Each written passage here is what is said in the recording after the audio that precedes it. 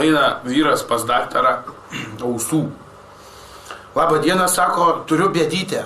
Ko skundžiatės? Nu, aš sako, tai nieko. Šiaip sako, aš užėjau paklausti, sako, kaip čia man, sako, būtų, o žmona, man atrodo, sako, kad jau apkurtus, blėt, vapšie. O tai kodėl, kas yra, sako? Nu ką, aš žinau, sako, aš su ja šneku, ten atrodo, va, per kambarį, sako, nichuja negirdi nieko, net aš vienas, sako, pasikalbu, net nieko nepasako.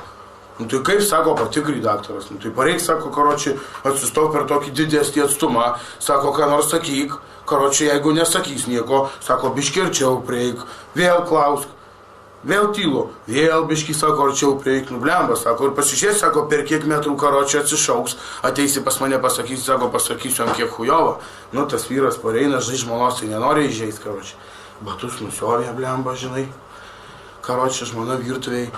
Sako, brangioji, kas pietums? Tylu, karočiui. Nu, tas porą žingsnių mostelėjo arčiau. Brangioji, kas pietums?